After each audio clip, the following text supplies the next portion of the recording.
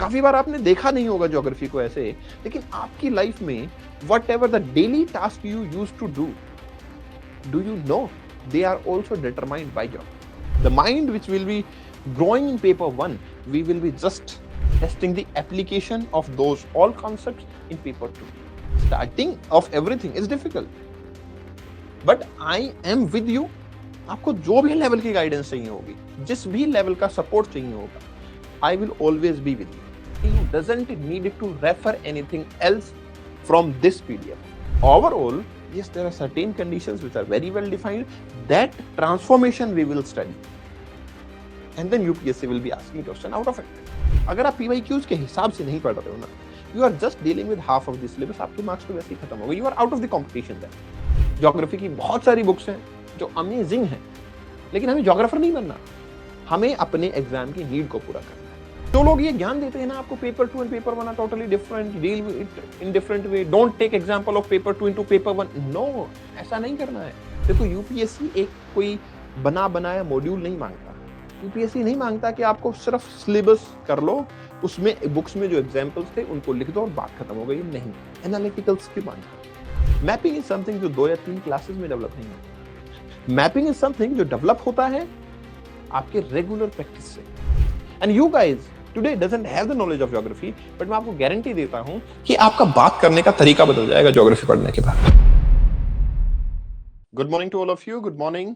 Welcome to Sarathi IAS. Welcome to the geography optional programme. आज हम हमारी ज्योग्राफी ऑप्शनल की जर्नी को शुरू करने वाले हैं, and this is going to be our orientation session. Here I will answer everything of if but. जो भी डाउट्स हैं आपके, उसको मैं आंसर करने वाला हूं. तो चलिए हमारे डिस्कशन को शुरू करते हैं एंड देखते हैं कि what exactly we are going to have in this journey, and this is going to be really amazing journey.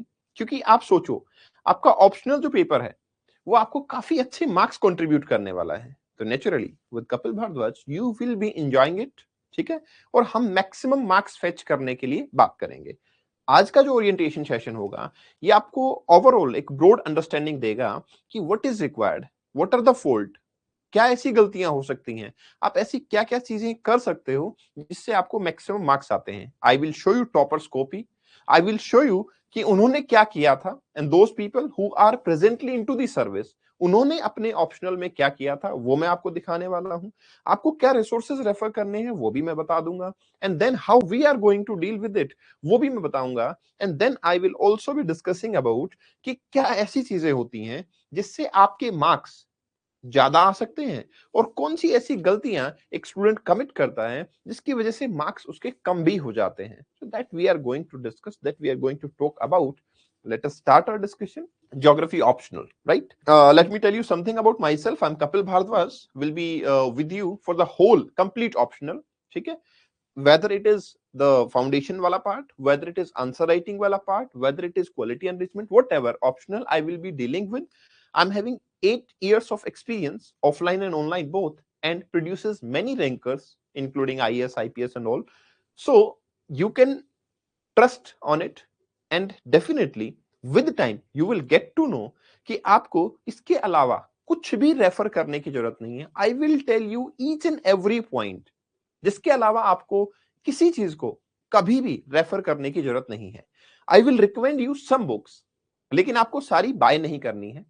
I will recommend you one book जो आपको नेसेसरली खरीदनी ही है. ठीक है, वो बुक हालांकि बहुत कॉस्टली भी नहीं है. सिर्फ एक किताब मैं आपको बोलूंगा, वो आपको लेनी है. बहुत ही पतली है, कैसे यूज करना है वो भी मैं आपको बताऊंगा. On daily basis I will tell you कि देखो ये चीज यहां से इस तरीके से यूज हो सकती है. रेस्ट सारी चीजें, रेस्ट सारे resources I will give you along with the answer writing. Live answer writing हम क्लास में ही किया करेंगे. पीवाईक्यूज बेस्ड स्टडी हम रखने वाले हैं, और अपने सिलेबस को बड़ा प्रिसाइजली इंटरलिंकेज के साथ में हम करने वाले हैं. चलिए डिस्कशन को शुरू करते हैं. सबसे पहली चीज जो आती है कि why geography is still one of the best optional. Obviously आप लोगों ने चूज कर लिया है, बट फिर भी आपको इसकी एडवांटेज पता होनी चाहिए कि स्टिल ज्योग्राफी एक अच्छा ऑप्शनल क्यों है, क्या कारण ऐसे हैं जिसकी वजह से ज्योग्राफी एक अच्छा ऑप्शनल माना जाता है. और क्योंकि कारण आपको पता होगा तो you will easily be able to take those benefit.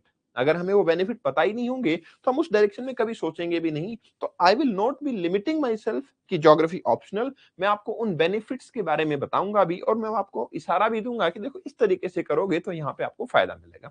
सबसे पहला पार्ट, आपके GS1, GS3 और एसए में काफी ज्यादा ओवरलैप इसका देखने को मिलता है। एसए में बहुत ज्यादा नहीं, लेकिन GS1 के अंदर तो आपको पता ही है कि आपका ज्योग्राफी का पार्ट आता है और करीबन करीबन 100 मार्क्स का पेपर आपका ज्योग्राफी से पूछा जाता है।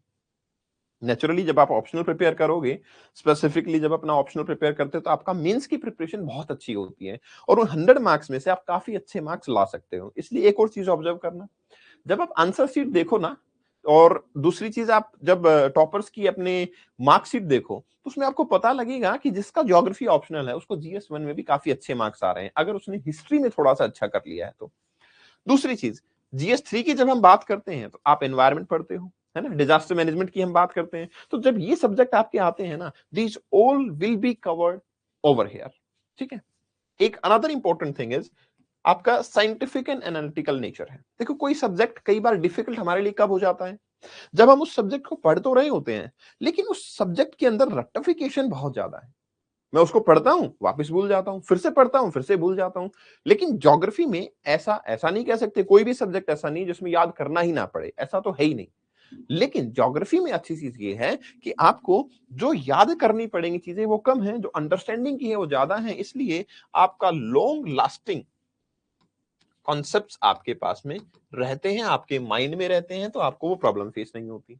तीसरी चीज, मैथ बेस्ड लर्निंग अगर आप करते हो ना तो इसमें स्कोर एनहांस अपने आप हो जाता है। जैसे मैं बहुत सारे स्टूडेंट्स के एग्जांपल दे सकता हूं, जैसे मैं अभिजीत का एग्जांपल दूंगा, आई विल शो कि मार्कशीट वो भी दिखाऊंगा मैं आपको, उनकी आंसर शीट भी दिखाऊंगा, बट स्टिल कैसे एक बंदा अपने 200 की रेंज से 290 तक पहुंच सकता है, वो सबसे बड़ी बात होती है। और वो होता है मैथ बेस्ड स्कोरिंग से।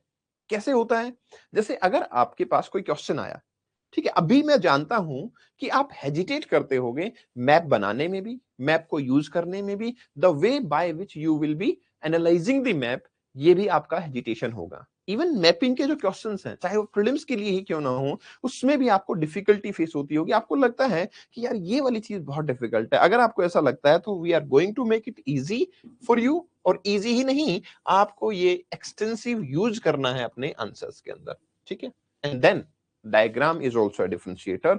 I will draw diagrams over here itself ताकि आप भी ये देख सको कि कैसे डायग्राम आपकी कैपेबिलिटीज को एनहांस कर सकता है। ठीक है। सो डायग्राम मेकिंग मस्ट है, लेकिन सर मैं तो ड्राइंग में अच्छा नहीं हूं, तो मैं आपको दिखा दूंगा और पर्टिकुलरली आईएएस की ही मार्कशीट दिखाऊंगा ताकि आपको ये कॉन्फिडेंस जरूर आ जाए कि ऐसा नहीं है कि मुझे कोई बहुत बढ़िया आर्ट और क्रिएचर करना है उसके अंदर। सिंपल एक रिप्रेजेंटेशन होती है, वो मैं आपको दिखाऊंगा तो आपको भी समझ में आएगा, हाँ ऐसे डायग्राम्स तो मैं भी बना सकता हूं। क्योंकि देखो, जब भी हमें लाइफ में कुछ करना होता है ना, अच्छा करना होता है, तो आपको पहले वो देखना होता है कि जिन लोगों ने अच्छा कर लिया है उनका अच्छा क्या था, क्या उस लेवल का मैं कर सकता हूं? अगर मैं कर सकता हूं तो डेफिनेटली आप सक्सेसफुल हो जाओगे। अगर आप वो नहीं कर पाओगे तो आपको ये होगा कि यहां तक मुझे पहुंचना है, I will try again and again and again, और मैं वहां पे पहुंच जाऊंगा। Can we use maps in every answer and how many maps should we make in the answer? Pulkit, मैं एक बात बोलूं, ये क्वेश्चन का answer I would like to give and with showing you over here कि एक स्टूडेंट जो आज अपनी सर्विंग में है, उसने कितने एक डायग्राम, एक क्वेश्चन में कितने डायग्राम बनाए, कैसे डायग्राम्स बनाए, वो मैं अभी आपको दिखाऊंगा। तो give me 15 to 20 minutes and I will show you कि कैसे डायग्राम्स बनाए जाते हैं, कितने डायग्राम सफिशिएंट होते हैं, कितने नहीं होते हैं। वैसे ही क्वेश्चन पे डिपेंड करता है कि कितने डायग्राम्स बनाने हैं। I will show you question, I will show you answer, I will show you कि कितने स्टूडेंट कौन से डायग्राम्स बना रहे थे। ठीक है, चलिए अब हम सबसे पहले पार्ट पे आते हैं, सिलेबस वाले पार्ट पे। क्योंकि जब आप अपनी ऑप्शनल की स्टडी को शुरू कर रहे हो तो सबसे पहली चीज आपके लिए जो मोस्ट इंपॉर्टेंट है वो ये होगी कि आप अपने सिलेबस को डाइसेक्ट करना सीखो। आप सिलेबस के बारे में ये जानना सीखो, आप ये जानने की कोशिश करो अपने सिलेबस के बारे में कि what exactly I have to study. देखो, आपके दो पेपर हैं, पेपर 1 एंड पेपर 2। सबसे पहले मैं पेपर 1 की बात करता हूं। एक चीज मैं जरूर बोलूंगा, पेपर 1 है जो आपके फाउंडेशन को बिल्ड करेगा, और पेपर 2 है जो आपकी फाउंडेशन की एनालिटिकल स्किल्स हैं उसको जब आप इंपोज करोगे, एनालाइज करोगे, आउटकम्स को देखोगे तो वहां पेपर 2 है। तो कई बार ऐसा देखा है मैंने स्टूडेंट्स को पेपर 1 में अगर 150 आए हैं और अगर वो बेहतरीन तरीके से उसको एनालाइज कर पाते हैं तो पेपर 2 160 तक भी पहुंचा देते हैं। 140 वहां आए तो 150 155 वहां आते हैं। तो ये डिफरेंस होता है, लेकिन कुछ की एनालिटिकल स्किल अगर कम होती है तो ये भी देखा है मैंने कि पेपर 1 160 पहुंच गया लेकिन पेपर 2 में 140 रह गया, है ना, 130 रह गया। तो वो हमें देखना पड़ेगा, but we will dissect it. सबसे पहले पेपर 1 है आपकी कॉन्सेप्चुअल क्लैरिटी के लिए, पेपर 1 सबसे इंपॉर्टेंट है। दो पार्ट में डिवाइड करके पढ़ेंगे हम, फिजिकल ज्योग्राफी वाला पार्ट पढ़ेंगे, ह्यूमन ज्योग्राफी वाला पार्ट पढ़ेंगे। दिस इज समथिंग जिसके बारे में आपने सुना होगा ज्योग्राफी में, ठीक है, वन और द अनदर टाइम एटलीस्ट आपने अपनी जीएस के सब्जेक्ट के अंदर डेफिनेटली फिजिकल ज्योग्राफी के बारे में सुना होगा। लेकिन ये ऐसा पार्ट है जिसको कि ज्योग्राफी का जब नाम आता है ना तो ये मोस्ट इग्नोरेंट हो जाता है। मतलब हम मोस्ट ऑफ द टाइम इस पार्ट को तो इग्नोर ही कर देते हैं क्योंकि हमें ये लगता है कि ये पार्ट उतना इंपॉर्टेंट नहीं होता, लेकिन आपके ऑप्शनल पेपर में ये पार्ट मोस्ट इंपॉर्टेंट है। ठीक है, अब मैं ऐसा क्यों बोल रहा हूं मोस्ट इंपॉर्टेंट है? क्योंकि आइडियली आपको क्या लगना चाहिए, सर दो पार्ट है फिजिकल ज्योग्राफी और ह्यूमन ज्योग्राफी, तो दोनों में बराबर क्वेश्चन ही आते होंगे ना। 250 मार्क्स का पेपर है तो 125 इधर 125 इधर। आपकी ऑब्जर्वेशन तो ये ठीक है, लेकिन आजकल होता क्या जा रहा है, यूपीएससी धीरे धीरे अपने ट्रेंड को चेंज कर रहा है। और ट्रेंड को चेंज करते हुए अगर मैं 2014-15 ये हम एनालाइज करेंगे विद टाइम एवरी टॉपिक के साथ में, लेकिन मैं 14-15 की बात करता हूं ना अगर, तो उस टाइम पे डायरेक्ट फिजिकल ज्योग्राफी से क्वेश्चन आता था। जैसे आपको पूछ लिया, अगर मैं इजीएस्ट एग्जांपल दूं तो, कि Himalayas are still rising, explain, ठीक है ना, डिस्क्राइब इट। तो आप बता दोगे plate tectonic theory, isostasis, geosyncline, जो मैं पढ़ाऊंगा आपको, तो नेचुरली आप उसको बता के बता दोगे, ठीक है। लेकिन अब क्या आता है, अब आता है अप्लाइड टाइप। अप्लाइड टाइप का मतलब होता है कि इस नॉलेज को आप कहां पे यूज कर रहे हो। फॉर एग्जांपल चैनल मॉर्फोलॉजी का एक टॉपिक हो गया। चैनल मॉर्फोलॉजी का मतलब होता है हम रिवर्स के बारे में बात कर रहे हैं, जो रिवर आपकी फ्लो कर रही है। मैं बोलूंगा रिवर के फ्लो करने से लैंडस्लाइड्स बढ़ रहे हैं, and as the global warming is rising the channel morphology is becoming more unpredictable analyse. आप समझ रहे हो मैंने क्या किया, मैंने चैनल मॉर्फोलॉजी से क्वेश्चन पूछा, लेकिन मैंने उसको पहले इंटररिलेट कर दिया कि जैसे ही क्लाइमेट चेंज हो रहा है it is becoming more critical, now you have to analyse. तो यू कैन अंडरस्टैंड ना कि यहां पे क्या हो रहा है, कि जनरल अंडरस्टैंडिंग के साथ साथ में आपको अप्लाइड टाइप नॉलेज की रिक्वायरमेंट होगी। तो फिजिकल ज्योग्राफी में you have 5 pillars, geomorphology, climatology, oceanography, biogeography and environmental geography. ठीक है, अब देखो जहां एनवायरमेंट की हम बात कर रहे थे, you have environmental geography over here, आप पढ़ने वाले हो। और यही एनवायरमेंटल ज्योग्राफी जब आप पढ़ोगे तो आप खुद बताओ आपके जीएस के साथ में कितना ओवरलैप हो रहा है। ज्योग्राफी तो है ही, जीएस 1 में हो रहा है, लेकिन आप एनवायरमेंटल ज्योग्राफी जब पढ़ रहे हो तो काफी सारी एनवायरमेंट की चीजें आप यहाँ पे स्टडी कर चुके होगे, तो आपको प्रॉब्लम वहां पे नहीं आएगी। ठीक है, जियोमॉर्फोलॉजी के अंदर हम डेवलपमेंट ऑफ अर्थ के बारे में पढ़ेंगे। अमेजिंग चीज ये है कि जब जियोमॉर्फोलॉजी की हम स्टडी करेंगे and then we will go to the climatology और oceanography, you will get to know कि काफी सारी चीजें यहां भी इंटरलिंक्ड है। और क्वेश्चन कई बार इंटरलिंक करके पूछा जाता है, ठीक है, क्वेश्चन कई बार इंटरलिंकेज से पूछा जाता है। जैसे कि यहां पे पूछ लेंगे कि क्लाइमेट जब चेंज होता है तो उसमें आपके एयर मास की प्रॉपर्टी चेंज होती है। Because of change in the sudden properties of the air mass, do we have change in the slope development? अब slope development आप पढ़ते हो जियोमॉर्फोलॉजी में, ठीक है, और आप एयर मास पढ़ते हो क्लाइमेटोलॉजी में, और आपको ये इंटर रिलेट करना है। आप समझ रहे हो, इनको इंटर रिलेशन जब बात करी जा रही है, इनके इंटर रिलेशन की जब बात करी जा रही है, तो यू हैव टू अंडरस्टैंड कि एक पार्ट को आपको दूसरे पार्ट से एनी हाउ इंटर रिलेट करना ही पड़ेगा। One part will be inter related with the another part. Geomorphology will be going towards environmental geography naturally.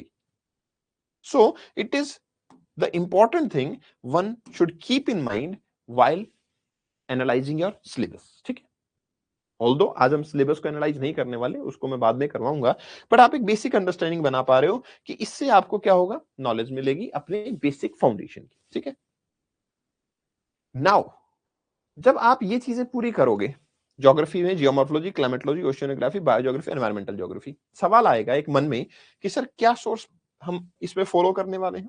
ठीक है ना, मन में ये सवाल आएगा कि सोर्सेज क्या होंगे, कि आप पढ़ा दोगे उसके बाद में what I need to refer.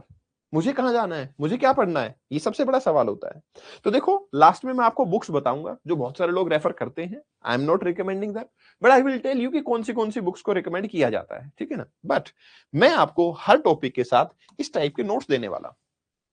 जैसे कि ये टॉपिक अगर आप देखोगे तो this is topic of air mass, ठीक है, ये एयर मास का टॉपिक, एयर मास। अब जब आपको एयर मास पढ़ना है तो आपको इस टॉपिक को इसी तरीके से पढ़ना है, इसी पीडीएफ से पढ़ना है। इसके अलावा आपको कुछ भी पढ़ने की एज सच रिक्वायरमेंट नहीं होगी। आप इसको रेफर करो, इसमें पूरी डिटेल होगी, सारी थ्योरीज होंगी, डायग्राम्स होंगे, आपको कंप्लीट अंडरस्टैंडिंग जो है एयर मास की वो इस पर्टिकुलर पीडीएफ से मिल जाएगी। You doesn't need to refer anything else from this PDF, ठीक है, कुछ भी नहीं करना और आपको इसके ऊपर रिलाई करना है। लेकिन आपने बोला था सर एक बुक आप रिकमेंड करोगे, वो मैं आपको लास्ट में बताऊंगा वो क्या बुक है। वो एक सप्लीमेंट्री बुक है और बहुत इजी है, बहुत ही थिन है, टैकल करना बहुत आसान है, ठीक है। बस वो उसको मैं क्यों नहीं डाल सकता, वो मैं जब बुक बताऊंगा आपको तो आप समझ जाओगे कि मैं उसको अपने नोट्स में क्यों नहीं डाल सकता या उसके बिना काम क्यों नहीं चल सकता, वो मैं समझा दूंगा आपको। बट आपको इस तरीके के नोट्स मिलेंगे विद एवरी टॉपिक। आपको एक पीडीएफ मिलेगी, आपको सिर्फ उसको रीड आउट करना है। हेयर एंड देयर बहुत सारा आपको मटेरियल इकट्ठा करना, बहुत सारी बुक्स को इकट्ठा करना, फिर उसको सेलेक्टिव वे में पढ़ना, ऐसा कुछ करने की जरूरत आपको नहीं पड़ेगी। Got it? तो अब क्या होगा जब हम ये वाला पार्ट पढ़ चुके होंगे, then we will be going towards this part, human geography वाला पार्ट, ठीक है। ह्यूमन ज्योग्राफी वाला पार्ट जब आप जियोमॉर्फोलॉजी, क्लाइमेटोलॉजी, ओशियनोग्राफी, बायोज्योग्राफी और एनवायरमेंटल ज्योग्राफी को पढ़ लेते हो तो फिर आप आते हो ह्यूमन ज्योग्राफी पे। ह्यूमन ज्योग्राफी लार्जली आपको ह्यूमनिस्टिक पार्ट से डील करवाती है।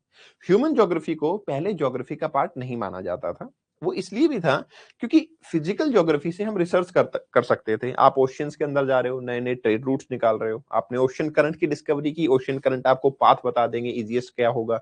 आप ओशियन बॉटम टोपोग्राफी को देख रहे हो तो उससे आपको ये पता लग जाएगा कि मुझे कहाँ कौन से मिनरल्स मिल सकते हैं, ठीक है।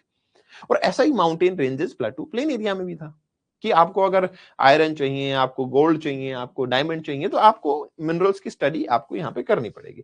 लेकिन ह्यूमन ज्योग्राफी में हम सेटलमेंट के बारे में पढ़ते हैं, हम बिहेवियरलिज्म के बारे में पढ़ते हैं, हम यूनिफॉर्मिटेरियनिज्म के बारे में पढ़ते हैं। यहां हम पढ़ते हैं कि ह्यूमन का बिहेवियर क्या होता है। हम यहाँ डुअलिज्म और डाइकोटोमी के बारे में पढ़ते हैं। मतलब हम ह्यूमन का नेचर से इंटरेक्शन देखने की कोशिश करते हैं। कैसे? जैसे मैंने अभी बोला सेटलमेंट। आप खुद सोचो, अगर आप इंडिया का मैप देखते हो तो क्या आपको ऐसा नहीं लगता कि इंडिया के मैप में सर जब पॉपुलेशन की बात आती है तो आई कैन इंटर रिलेट कि जो ये हिमालयस वाला पार्ट है मेरा, यहां पे पॉपुलेशन एक तो कम है, ठीक है, बट मेरा ये जो नॉर्दर्न प्लेन वाला पार्ट है यहाँ पे पॉपुलेशन जो है वो काफी ज्यादा है, ठीक है ना। यहाँ जो पॉपुलेशन है वो काफी ज्यादा है। वो पॉपुलेशन ज्यादा होने का कारण क्या है, what is the reason, logic क्या है उसके अंदर पॉपुलेशन ज्यादा होने का? पॉपुलेशन ज्यादा होने का कारण है कि जब प्लेन एरिया होता है तो ट्रांसपोर्टेशन अच्छा होता है ना। प्लेन एरिया में ट्रांसपोर्टेशन अच्छा होगा, आपका इंटरकनेक्टेडनेस वो अच्छी होगी, इंडस्ट्रियल डेवलपमेंट वो अच्छी हो जाएगी। तो आप बताओ ना फिर सेटलमेंट होगी या नहीं होगी? वो सेटलमेंट होगी तो पॉपुलेशन ज्यादा, सेटलमेंट काफी डेंस हो जाएगी, तो पॉपुलेशन वहां पे धीरे धीरे बढ़ती जाएगी, तो रिसोर्सेज की स्कैरसिटी भी आएगी, ठीक। देन रिसोर्सेज की स्कैरसिटी भी होगी। सो this is the sense which comes from human geography.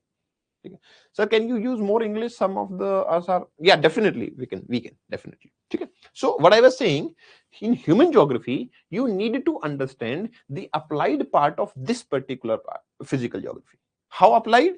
Like if you want to study more people are living in particular area, the population density is high. It is because of the physical features.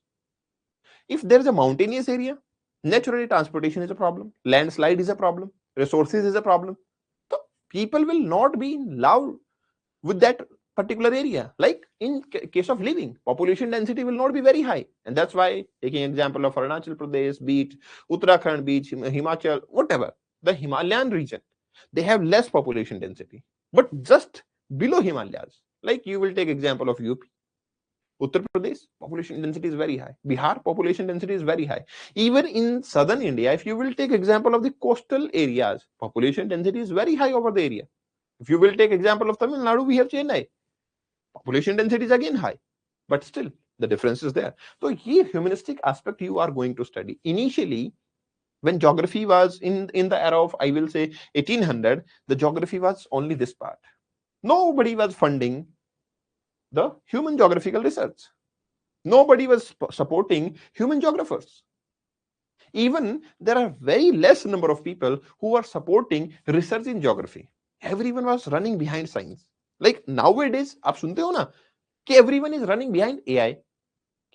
You have AI component, you have AI component, you have AI component. If you have AI component, we will fund your research, we will fund your company. If you don't have, we will not be supporting you. Same case was happening in the era of 1900 कि geography में if you are researching for physical geography, we can think about it. But when you are about to discuss human geography, the people are not supporting it. Right? So what the geographer starts doing? Geographer starts saying कि geography is itself a science. They start proving it. It's a science. And how you can prove something as science? कि there will be some logics and there will be certain outcomes which are predictable. अगर आपके पास कुछ logics है and then you have some outcomes out of it, then you can say yes, it's a science. So there was a quantitative revolution which happens.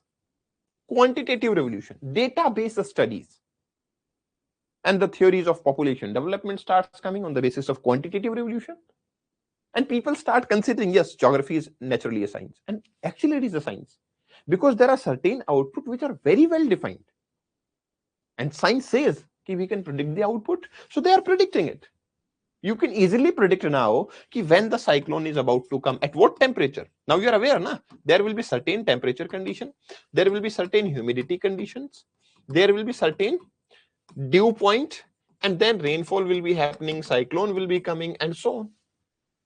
There will be certain latitudes where Coriolis force will be of that amount, the cyclone will be developed. So overall, yes, there are certain conditions which are very well defined. That transformation we will study. And then UPSC will be asking question out of it. Got it? So it's going to be very, very interesting. You will be going towards a different level of geography in geography optional. Whatever you had studied in GS or whatever you will study in GS, geography optional is far more interesting, far more knowledgeable, far more applied. It have practical examples which will create a huge level of curiosity in your mind. And even I will say it will change the way by which you see the world. Totally change कर देगा ये आपको. The process by which we are looking towards the world, ये आपको change कर देगा. So that is the aspect. Now, important thing is, like in geomorphology, we will be discussing about the construction of Earth, the mountain development, the landform development, the channel morphology. In climatology, we will be talking about air masses. We will be talking about rainfall development. We will be talking about cyclone development and so on. We will be talking about the Koppens classification, Trivartha classification, division of the climate. In oceanography, we will not only be discussing about ocean currents, waves, and tides, but along with that, we will also be discussing about the bottom topography of the ocean. Okay? We will also be discussing about the bottom topography of the ocean. We will be seeing what exactly is happening in the bottom of the ocean. Right? And then in biogeography, we will be talking about soil, we will be talking about vegetation, and so on. In environmental geography, we will be dealing with a lot of environmental issues. We will be dealing with legislation of the environment, how we can tackle what is happening at international level. And then when we will be going towards paper 2, there we will be discussing in contemporary issues what exactly is the problem in India, right? So I'm giving you a minute, or even I will say 30 seconds. Just try to imagine what exactly we are going to study in geomorphology. Think it. Sink in yourself. You are going to study about the formation of Earth. Whatever we have to deal with the formation of Earth. Maybe slope development, maybe landform development, maybe the development of earth crust, maybe interior of Earth, maybe earthquake, tsunami, whatever is coming in your mind, we will be discussing that. Amazing thing is कि sir ये चीजें तो हम GS में भी पढ़ते हैं. How it will be different from that? Let me tell you. When I am talking about, let's say I am a geographer and I have been living in India, and specifically in the northern part of India. I'm living in Delhi. Okay. Now what I will be doing? I will be analyzing more Himalayas, less contact I have with the Western Ghats, and very less contact I have with the Rockies and Andes. It is very well defined. When the distance is increasing, obviously my research will not be dedicated to Rockies and Andes. My research will be more dedicated to Western Ghats as well as to Himalayas because I am living in India. So a geographer, let's say named as Devish, who is living in America, another living in Africa, Penk living in Africa. So naturally, America and Africa both have different type of climate. Some people have harsh conditions, some people have snowfall, some people have dry conditions, altogether different. Some have very low temperature, some have very high temperature. So the way by which landform will be developed will altogether be different. So you don't think so? The theory given by Devish and the theory given by Penk will altogether be different because their observations are different. They were in different laboratory, you can say, and they are in isolation because at that time, sharing of idea, doing WhatsApp, doing emails, it was not possible. Geographers were unable to contact with each other. So we will be studying different type of geographers, different theories, what the perception of that particular geographer was, what was happening in German geography, what was happening in African geography, what was happening in US geography, American geography, what those geographer wants to say. And then we will conclude, there is a one more important topic, recent views on mountain building.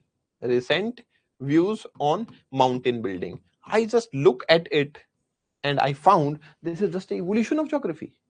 कि when geographer was in America, geographer जब Africa में था, geographer जब Germany में था, उनकी अपनी studies अलग-अलग थी.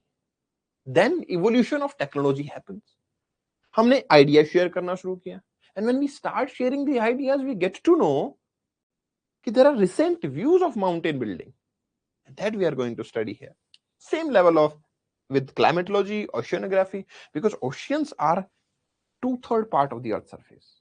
So those people who were just dealing with geomorphology and talking about crust of the Earth more, continental crust, they were amazed to know that we have 2/3 part in oceanography. Naturally, we must deal with it.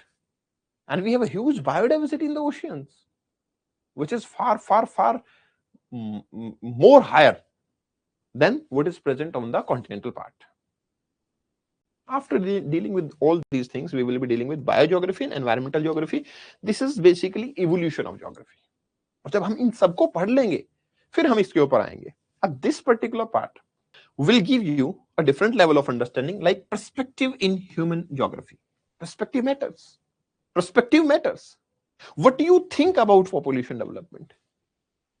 What do you think about human relation with environment? You think two concepts can be together? Dualism?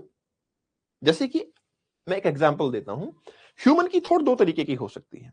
Like if I am more pro towards environment, what I will say? I will say human doesn't matter, environment matters. So anyhow, we must put effort to conserve the environment. We shouldn't care about human. Let me give you example of a person named as Malthus. Malthus was a geographer.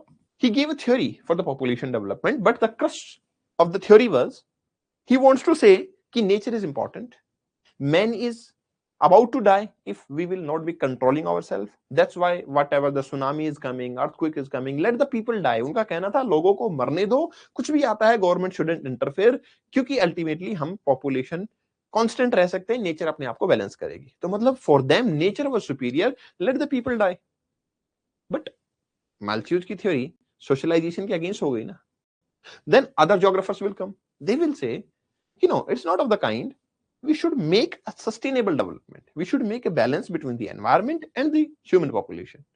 If we will be making a proper balance, then we will be naming it sustainable development. Right? So from Malthus extremism, I will say environmentalism, we are reaching towards a sustainable development part. So that person wants to say dichotomy is there, either environment or either human. One of the thing can survive. Here, sustainable development says it's dualism. We can survive with the environment named as sustainable development. These are the perspective of the humans. So there are a lot of perspective humans do have in their mind. We will be discussing all those. And then you will be having a different kind of mind after studying this. You will be analyzing all the things in your surrounding at a different level. You will be having a lot of examples. We will be studying everything from our real life examples. काफी बार आपने देखा नहीं होगा geography को ऐसे, लेकिन आपकी life में whatever the daily task you use to do you know they are also determined by geography. Geography deals with them as well. So ideally, perspective in human geography. Then economical geography. What you used to do? What is your economical activities? How you perform those economical activities? How industries will be established? These are all things we will be discussing. Population and settlement. Naturally, human can't live everywhere. The population at different parts will be different. The population at some places will be very dense. At some places, it is very rare. So why so? How settlement happens? The settlement of the urbanization, urban sprawls, and the metropolitan cities, how it is expanding. And what is the future out of it? We will be talking about regional plannings. Actually, regionalism was also a topic in geography where a huge fights happen between the people, between different type of geographers. Some used to say there shouldn't be a regional studies. उससे कुछ नहीं होता. Regional studies से कुछ नहीं होता है, कुछ geographer का कहना था. But some used to say कि everything is conclusive in nature. When we will be studying something in regional part, then we can conclude something at the larger scale. जैसे कि, let me give you example for it.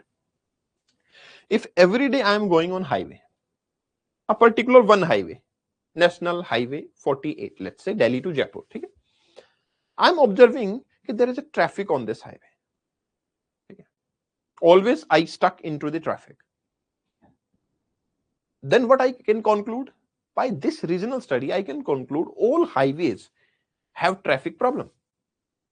And then I start solving the traffic problem largely. बस study मैंने क्या किया है? The only National Highway 48, मैंने एक highway की study की है, but I start analyzing all highways. I start considering all highways in the same level. Now you tell me, my observation will be wrong or my observation will be right? Now you will say, sir, it can be right if you will be talking about the part of the highway which is passing by from the cities. अगर कोई highway city से pass out हो रहा है, तो my observation will be right because there will be congestion. But after a particular city, highway will not be as such having congestions, traffic. So regional geography tells me more about specific character कि highway will be having traffic problem, but regionally. Huh? But if someone will say no, don't consider anything as regional. So I will say that there are 90% highway which doesn't have traffic problem. So ideally, I will say there is no traffic problem as such. मैं तो बोल ही दूंगा ना, if I am a minister in the government और मैं regional geography पे believe नहीं करता, तो मैं तो यही बोल दूंगा कि highway पे as such traffic की problem है ही नहीं. क्यों नहीं है? क्योंकि 90% लेंथ ऑफ द हाईवे वो सिटी से पास आउट नहीं होता. सिटी सिर्फ 10% पार्ट है. मैं क्यों रीजनल पार्ट को ऑब्जर्व करूं? बट रीजनल पार्ट ने रियल प्रॉब्लम को हमें फेस करवाया. सो this is the difference that we are going to study in regional planning, regional development, or regional part of geography. Then we will also be talking about model theories and laws in human geography, like uniformitarianism is there. है ना? जैसे एक rule कहता है geography का कि किसी चीज की कोई स्टार्टिंग नहीं होती, किसी चीज का कोई एंड नहीं होता. फॉर एग्जाम्पल, अगर मान लो हिमालयास डेवलप हो रहे हैं, ठीक है, हिमालयास डेवलप हो रहे हैं, ठीक है, what you will say Himalayas are still growing. ठीक है, I think everyone is aware about कि हिमालयास की हाइट अभी भी बढ़ रही है. तो आप बताओ ये क्या है, ये स्टार्टिंग है या ये एंड है? क्योंकि Aravallis used to be the highest mountain ranges in the world once a time, but now they are almost demolished.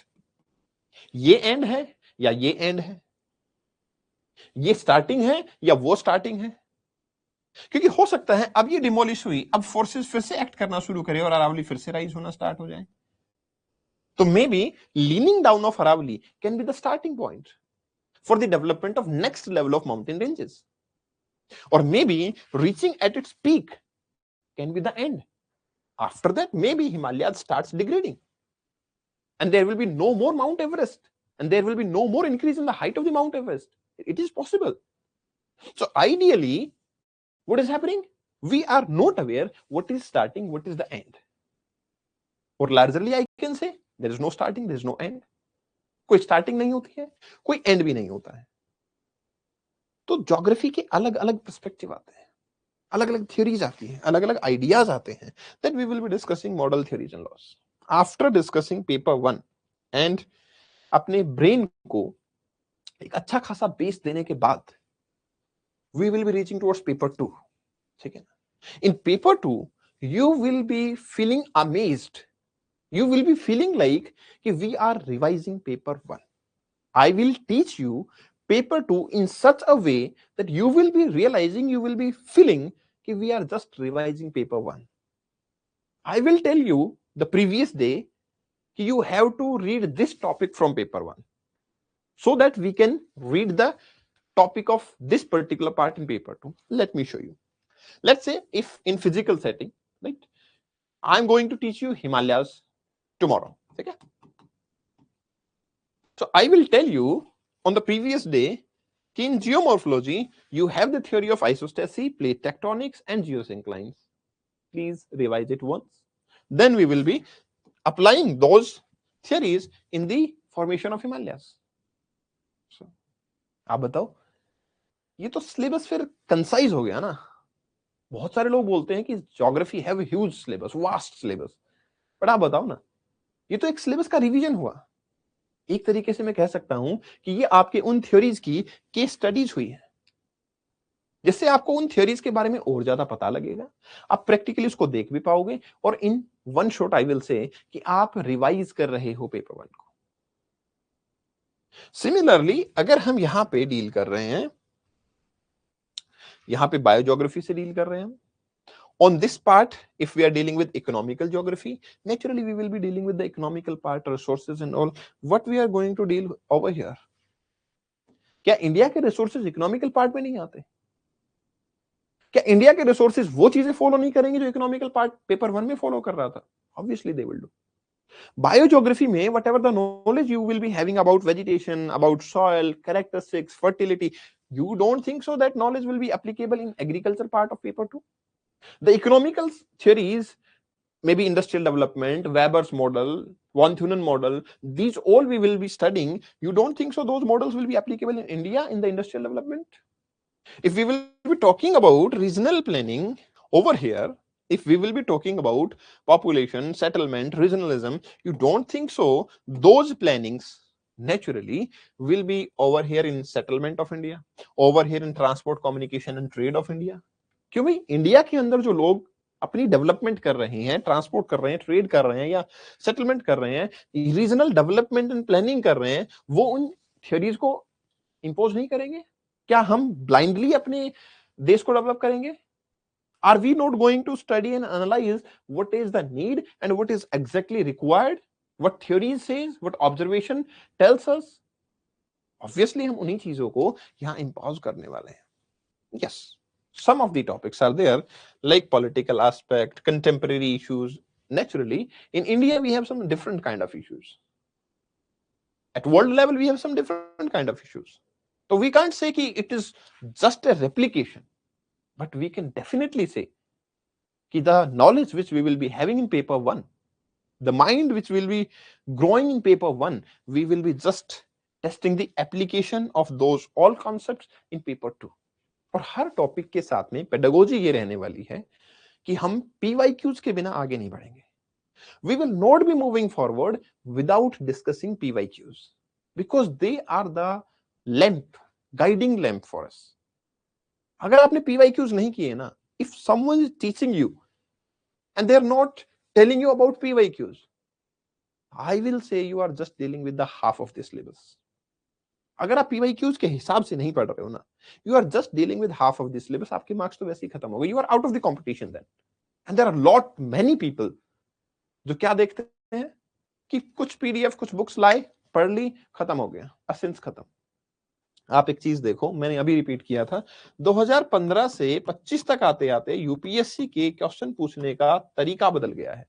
You think so 90s 80s 90s 2000 में जो बुक्स लिखी गई थी, they are serving the purpose of mains exam optional paper?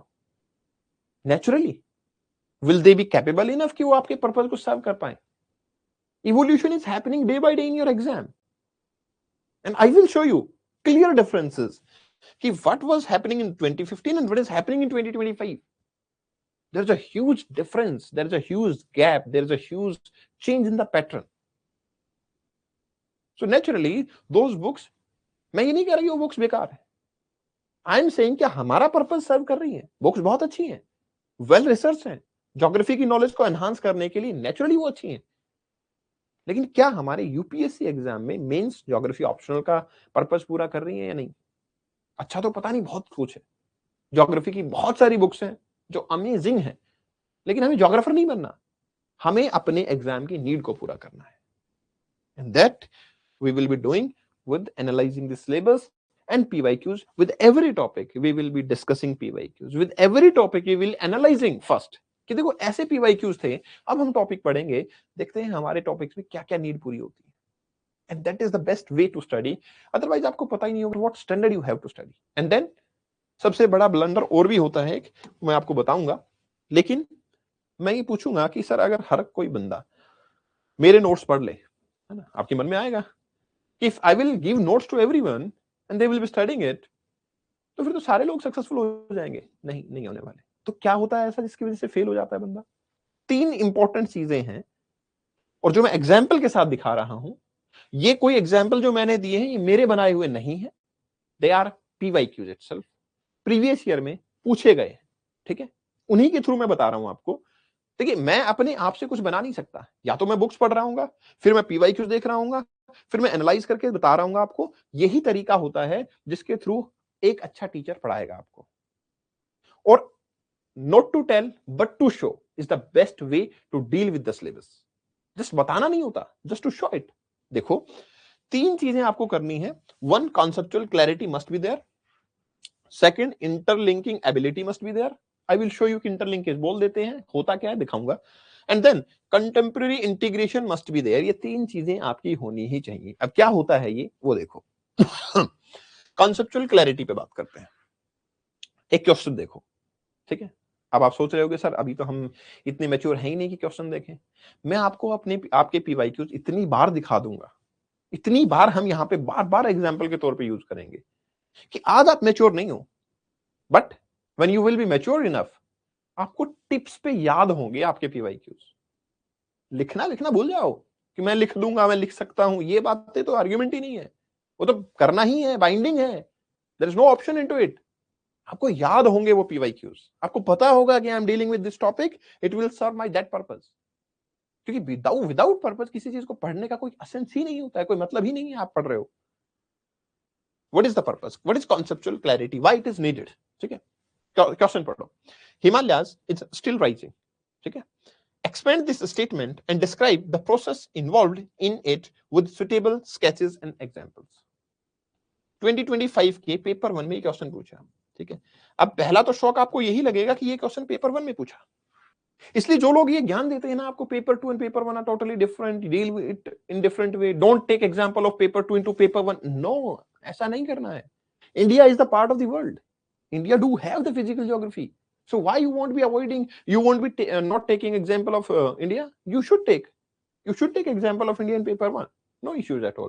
UPSC paper 1 में question पूछ रहा है हिमालयाज का, हिमालयाज तो इंडियन ज्योग्राफी में पढ़ते हैं, और पूछा है Himalayas still rising, expand this statement. अब इससे समझना, एक तो आपको कॉन्सेप्चुअल क्लैरिटी चाहिए कि expand this statement, Himalayas still rising, तो आपको थ्योरीज पता होनी चाहिए कि क्या बैक करता है, कौन सी थ्योरीज इसको बैक करती हैं, इस स्टेटमेंट को कौन सपोर्ट करता है, ये आपको पता होना चाहिए।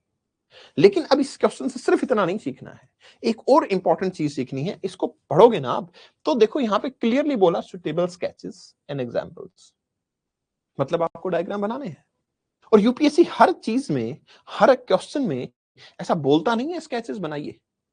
यहां तो पर्टिकुलरली बोल दिया, बट जहां नहीं बोला है वहां भी हमें बनाने हैं। तो ये स्किल हमें डेवलप करनी है। सो फर्स्ट, कोई भी क्वेश्चन, कोई भी इंसिडेंट, कोई भी example, you must have the conceptual clarity and lot of examples so that you can interrelate कि yes this particular part of my theory will explain this particular example. Then second is interlinkage. Now what is interlinkage? Actually interlinkage is कि when you are expert in one topic, you will easily be able to interrelate it with the other topic. जैसा मैंने बोला कि मैं real life के examples आपको बहुत सारे दूंगा, और मैं आपको बता रहा हूं कि अभी तक जो भी स्टूडेंट 280 क्रॉस कर पाए हैं ना, उन्होंने अपने खुद के एग्जांपल्स को यूज किया है। खुद के का मतलब जो हम रियल लाइफ एग्जांपल्स लेते हैं। देखो यूपीएससी एक कोई बना बनाया मॉड्यूल नहीं मांगता। यूपीएससी नहीं मांगता कि आपको सिर्फ सिलेबस कर लो, उसमें बुक्स में जो एग्जांपल्स थे उनको लिख दो और बात खत्म हो गई। नहीं, एनालिटिकल स्किल मांगता है। यूपीएससी मांगता है कि if you had gone through the topic, क्या आपके अंदर वो बिल्डअप हो गया है कैरेक्टर कि उस टॉपिक से आप आउटकम्स को एनालाइज कर पा रहे हो। अगर हाँ, तो आप अपने एग्जांपल्स बनाओगे। इसलिए आई will give you lot many examples from your life and then you will be inculcating them in exam. Those students easily cross to 80 marks. But those who just repeat those framed examples ना, marks नहीं आते हैं। देखो कैसे interlinking का मैं बताता हूं। एक टॉपिक है चैनल मॉर्फोलॉजी। चैनल मॉर्फोलॉजी का मतलब अभी बता देता हूं मैं। हम रिवर जब चलती है तो river do lot of erosion, lot of deposition, lot of sediments and these all things happening. Channel morphology बोलते हैं। जो टोपोग्राफी होती है, कितना वेड्थ, कितना डेप्थ, ये सब चैनल मॉर्फोलॉजी है।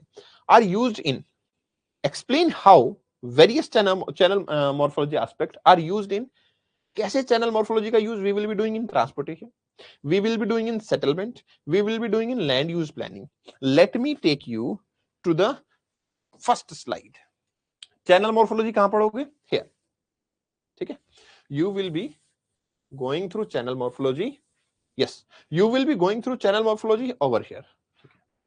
एंड देन आप जो ट्रांसपोर्टेशन पढ़ रहे हो, जिसके बारे में इंटररिलेशन की बात की जा रही है, वो आप कहां पे पढ़ोगे?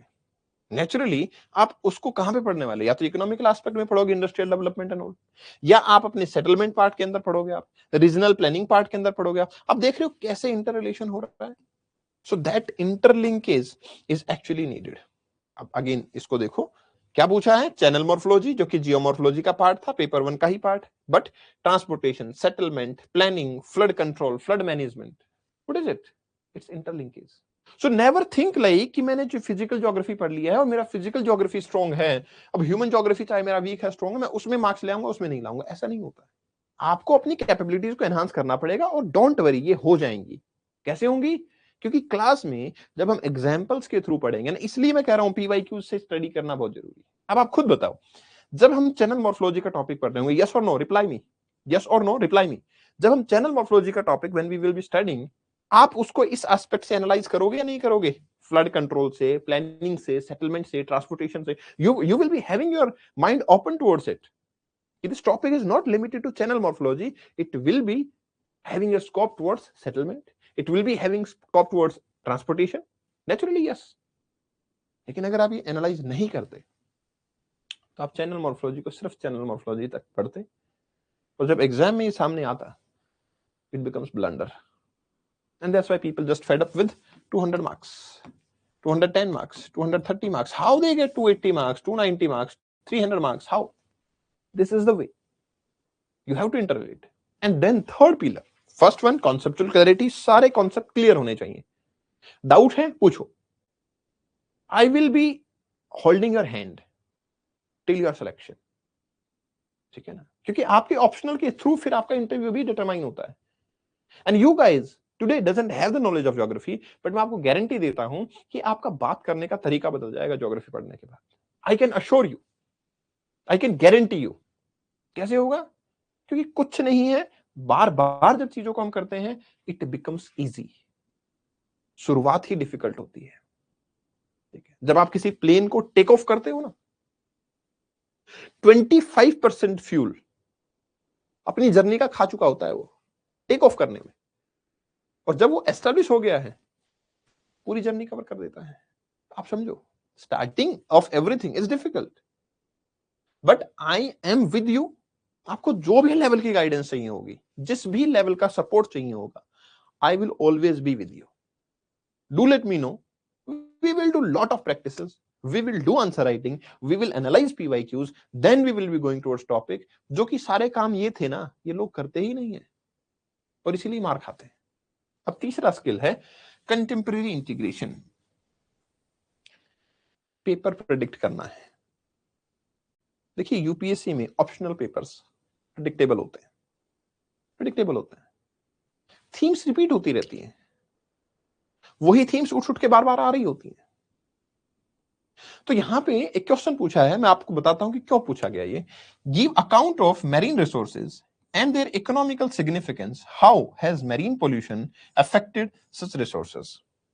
ये पूछा गया है कि मेरीन रिसोर्सेज जो होते हैं उनका इकोनॉमिक सिग्निफिकेंस और मेरीन पोल्यूशन कैसे रिसोर्सेज का अफेक्ट कर सकता है। पता है क्यों पूछा है क्वेश्चन?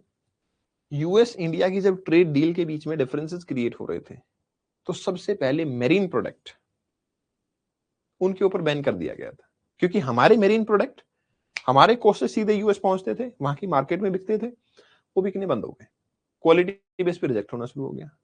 देन क्लाइमेट चेंज से इंपैक्ट आ ही रहा था कि ट्रेड से भी इंपैक्ट आना शुरू हो गया। तो marine resources was too much in news, बहुत ज्यादा न्यूज में थे। मेरीन रिसोर्सेज पे क्वेश्चन पूछ लिया। ये होता है इंटर रिलेशन, और ये होते हैं एग्जाम्पल्स जो आपको देने होते हैं, आपको इंकलकेट करने ही होते हैं। अब बात होगी कि सर ये तो करंट अफेयर ओरिएंटेड हो गई हैं चीजें, क्या हमें बहुत सारे करंट अफेयर पढ़ने हैं? आंसर इज नो, नहीं पढ़ने। आप जीएस में जितने करंट अफेयर पढ़ते हो ना, उसका 30% और उन्हीं को यूज करेंगे हम। We will not be dealing with any separate current affair. Whatever you use to deal with the current affair in GS part ना, उसका 30% हमें यहाँ पे एग्जाम्पल पे लाना है बस। हमें कैसे पता लगे कौन सा लाना है कौन सा नहीं है? I will tell you.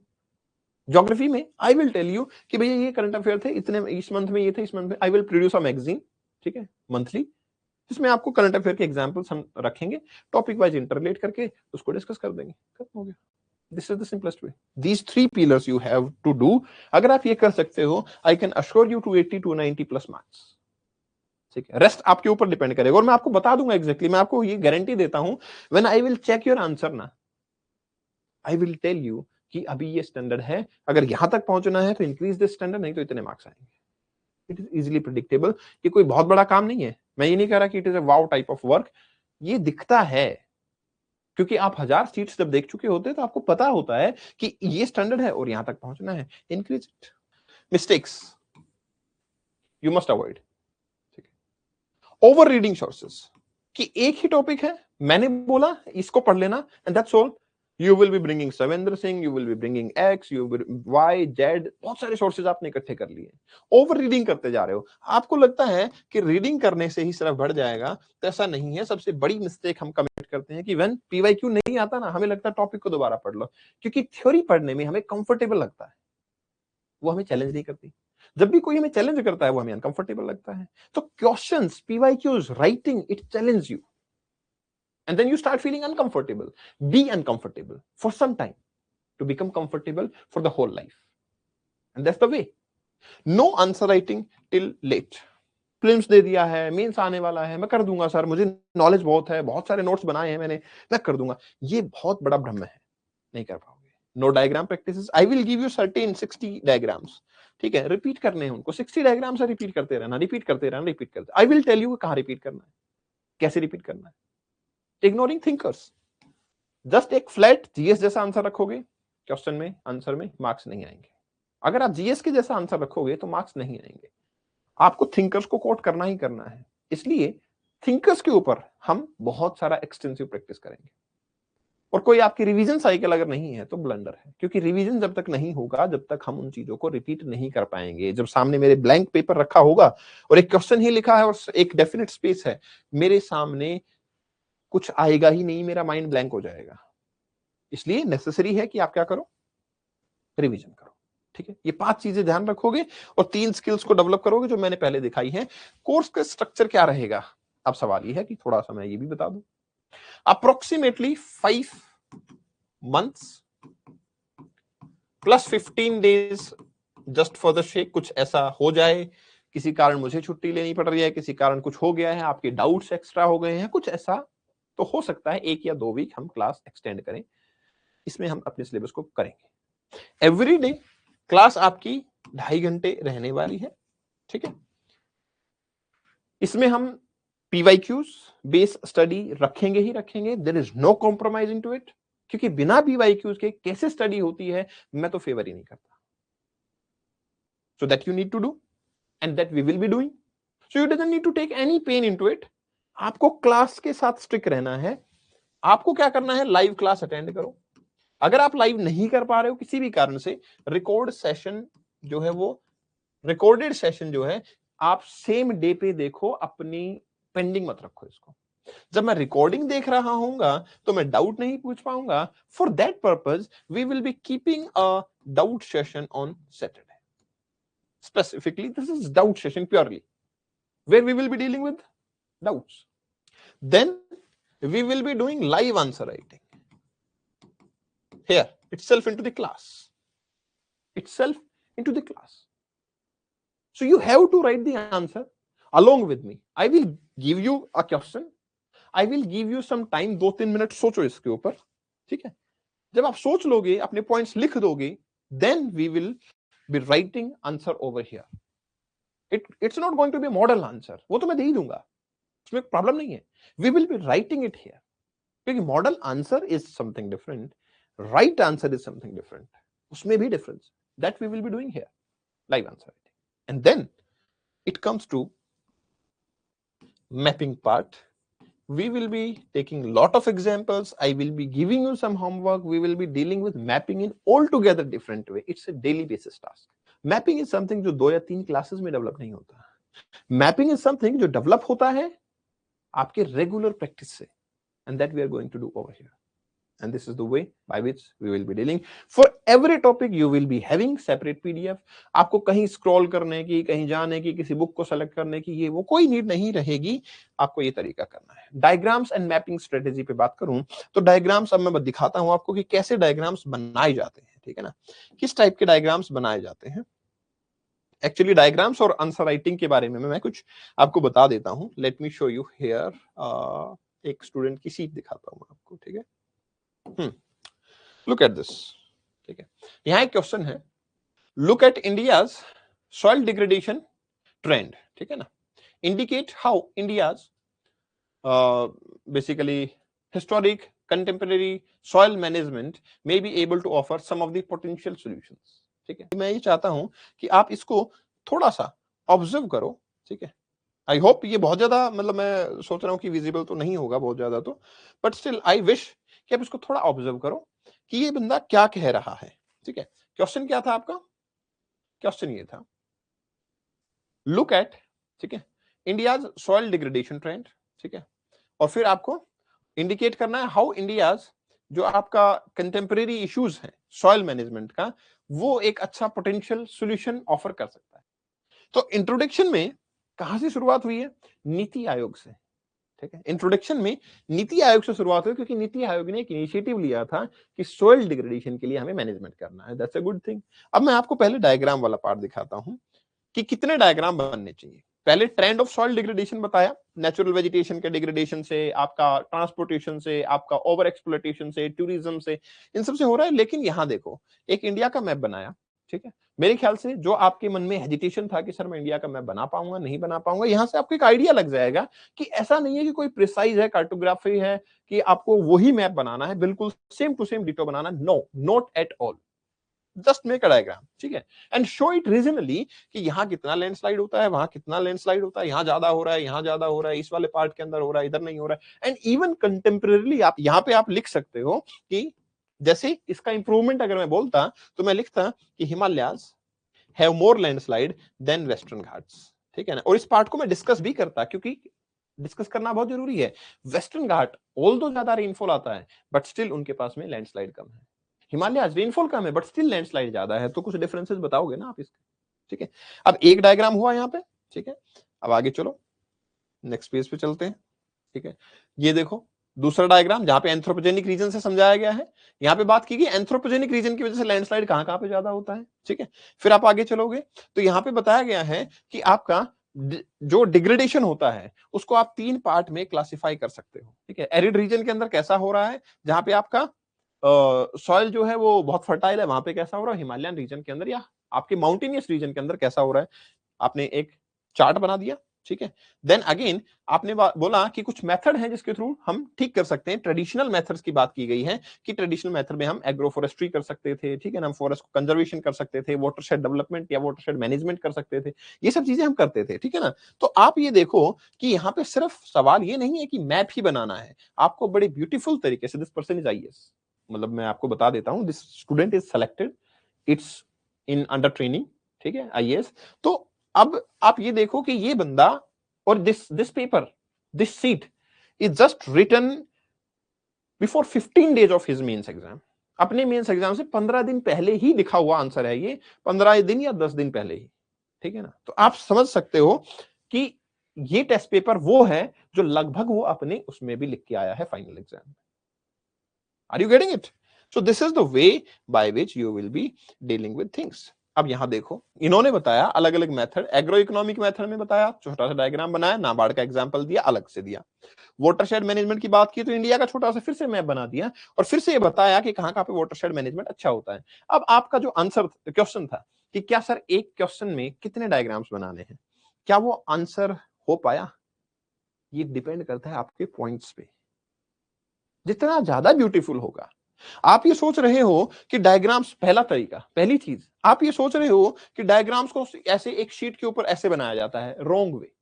इससे आप अपनी शीट को कवर कर दोगे, लिमिटेड स्पेस मिलता है, लिख नहीं पाओगे। इसलिए this method is perfect method. आप यहां पे लिखो और छोटा सा डायग्राम यहां बनाओ। क्लियर? ये बात समझ में आई?